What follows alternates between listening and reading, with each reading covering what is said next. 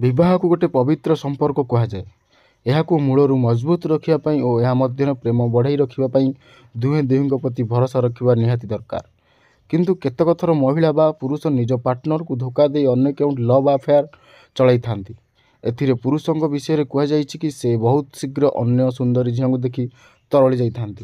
ପରନ୍ତୁ ଯେତେବେଳେ କୌଣସି ସ୍ତ୍ରୀ ଏହା କରିଥାଏ ତେବେ ସମସ୍ତଙ୍କୁ ଆଶ୍ଚର୍ଯ୍ୟ ଲାଗିଥାଏ। ଯେବେ ବି ଆମେ ଶୁଣିଥାଉ ବିବାହିତା ମହିଳାର କେଉଁ ପୁଅ ସାଙ୍ଗରେ ଚକ୍କର ଚାଲିଛି ତେବେ ଆମେ ସେହି ମହିଳାକୁ ଜଜ୍ କରିବାକୁ ଲାଗିଥାଉ। କ'ଣ ଆପଣ ଭିତରୁ କିଏ କେବେ ଭାବିଛନ୍ତି କି ଜଣେ ମହିଳା ବିବାହ ପରେ ଏପରି ଅନ୍ୟ ପୁରୁଷଙ୍କୁ ମନ କାହିଁକି ଦେଇଥାନ୍ତି? ଏହା ପଛରେ ବହୁତ କାରଣ ଅଛି। ମହିଳାମାନେ ବିବାହ ଆଗରୁ ହେବାକୁ ଥିବା ସ୍ୱାମୀଠାରୁ ମିଳିବାକୁ ଥିବା ସୁଖର କଳ୍ପନା କରିବା ଆରମ୍ଭ କରିଥାନ୍ତି। ପୁଣି ବିବାହ ପରେ ତାଙ୍କ ସ୍ୱାମୀ ତାଙ୍କୁ ସେସବୁ ସୁଖ ଦେବାକୁ ଅସଫଳ ହୋଇଯାଆନ୍ତି। ତେବେ ସେ ଅନ୍ୟ ପୁରୁଷଙ୍କ ପ୍ରତି ଆକୃଷ୍ଟ ହେବାକୁ ଲାଗନ୍ତି। ଆଜିକାଲିର ଯୁବକମାନେ କୁଆଁରୀ ଝିଅଙ୍କ ଠାରୁ ବିବାହିତ ମହିଳାକୁ ପସନ୍ଦ କରୁଛନ୍ତି। ଯେଉଁ ମହିଳା ତାଙ୍କ ପରିବାରଠାରୁ ଅଧିକ ଅସୁବିଧା ଓ ଟେନସନରେ ରହିଥାନ୍ତି, ତାଙ୍କର ସେଠାରେ କିଛି ଖାସ୍ ସମ୍ମାନ ନଥାଏ।